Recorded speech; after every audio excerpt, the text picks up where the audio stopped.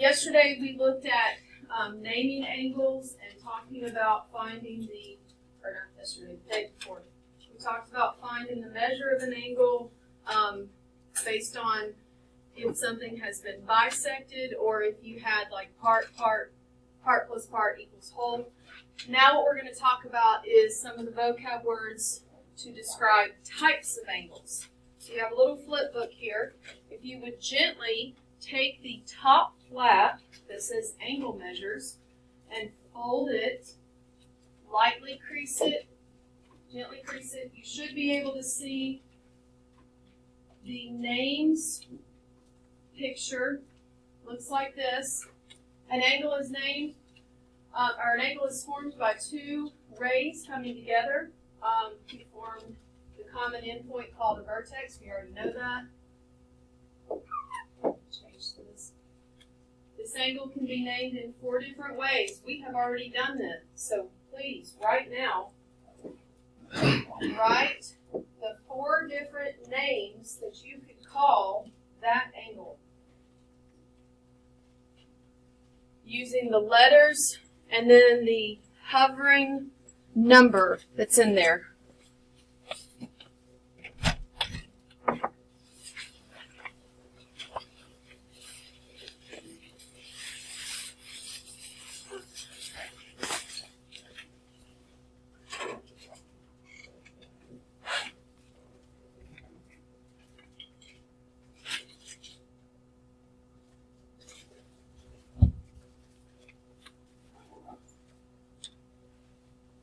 Give it 4 names by the letters and then that hovering number.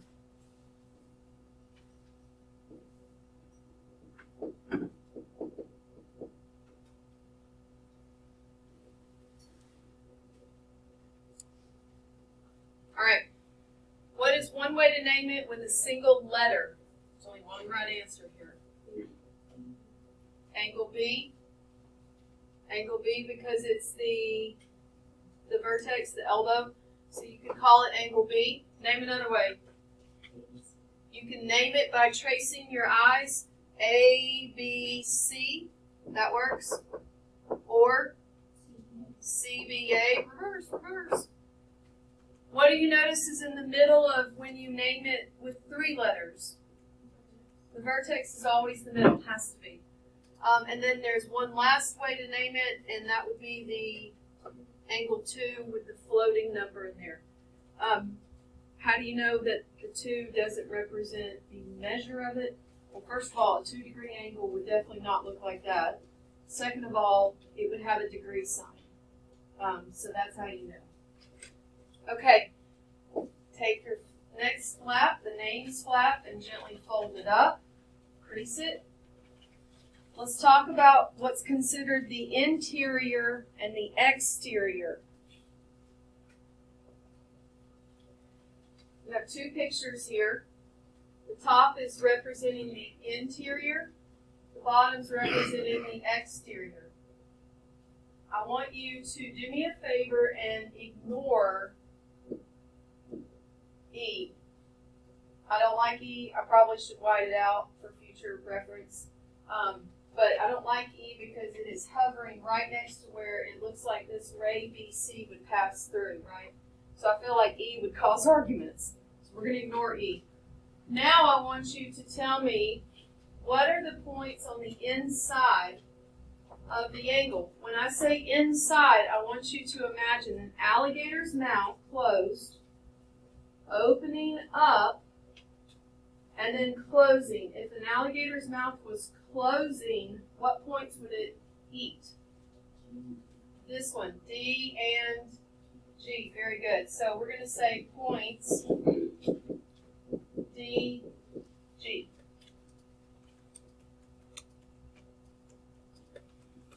Now, what points would the alligator not eat at all because the points are on the exterior of the angle? Yep. Points F and H.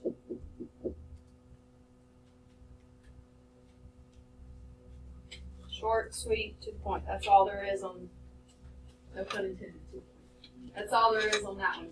Now turn the next flap. Here's where we get to the 3 vocab words that are very, very important. You've heard them before, but it's probably been a while. We have acute, right, obtuse. You are going to hear this a lot this semester, so it's important to know the definition. Does anyone remember the definition of acute? What does it mean? Picture next to it should give you a little bit of a clue. Yep, that's it. That's all it is. Let's make a note. We don't want to write a full sentence, so we're going to say that the measure of angle A, right here, is less than 90.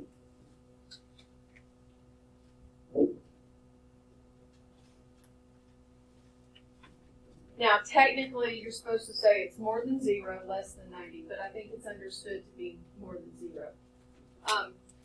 Here is an inequality that I'm going to write, a compound inequality that represents it's between 0 to 90. It looks like this. X is in between 0 and 90. If you don't understand how to read that compound inequality, that's okay. It'd be nice if one day you do, but it's okay for right now. It just means that the angle is between 0 and 90. You know what you call the baby of a geometry teacher? A cute one. That was our sixth, yeah. Yes, I know. That joke never gets good. When I was pregnant with my kids and I was teaching geometry, I was always like, I'm having an acute baby, an acute one. All right, a right angle.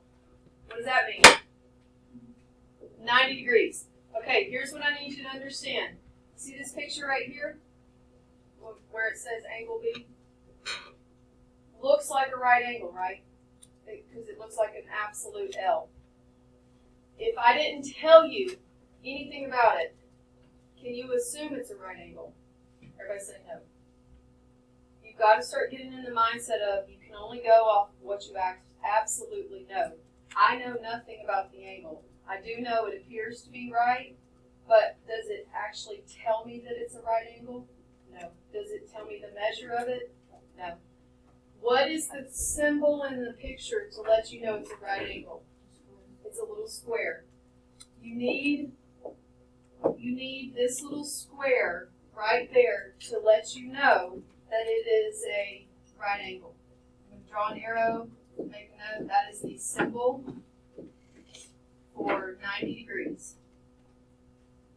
So the measure of angle B would be 90. And I'm actually going to write the word exactly. I need you to know that it has to be exactly 90. Can't be 89.999. Can't be 90.01. It has to be 90 on the dot. Now, question. What is this called?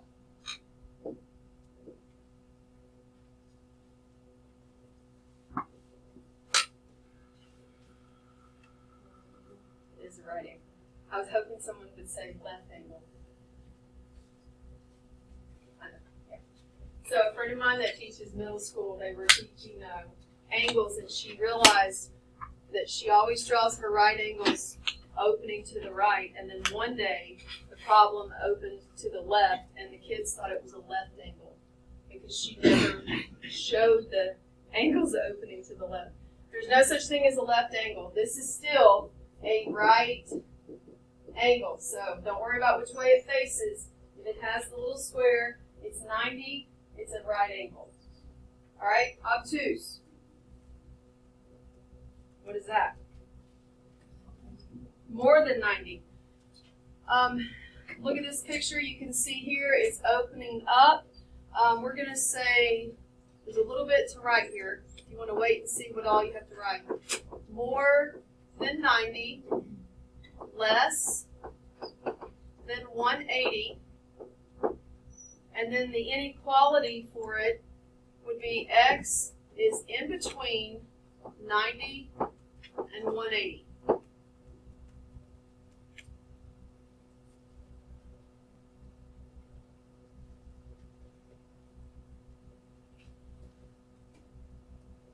are you going to remember that an acute angle is less than 90 and an obtuse angle is more than 90?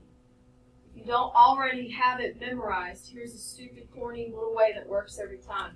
When you say the word acute, just think like what your mouth does. Acute, small, acute. And then obtuse, like exaggerated. Obtuse angle, acute. So that'll help you remember, okay, acute's the small one, obtuse is the big one, and then a right one, of course, is 90. All right, the next one we've already done. An angle bisector divides an angle into two congruent halves. Now this picture is, in my opinion, atrocious. It does not look like an angle bisector, but they say it is. So we're going to go with it. If ray DG is an angle bisector to angle CDF, the outer angle, then this angle would be congruent to this one, right? We've already practiced that.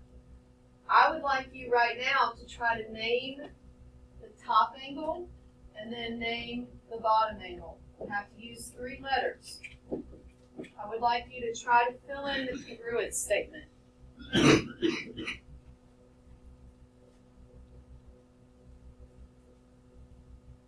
Name the top angle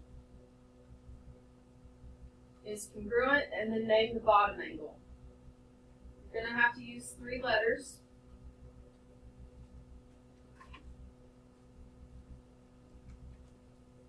Now there's 2 possible answers here. I just went with the way of tracing the picture. Did you say CDG? CDG? And then how'd you name the next one? Yep, there you go. That's all for these notes. I hope it helps you with those vocab words.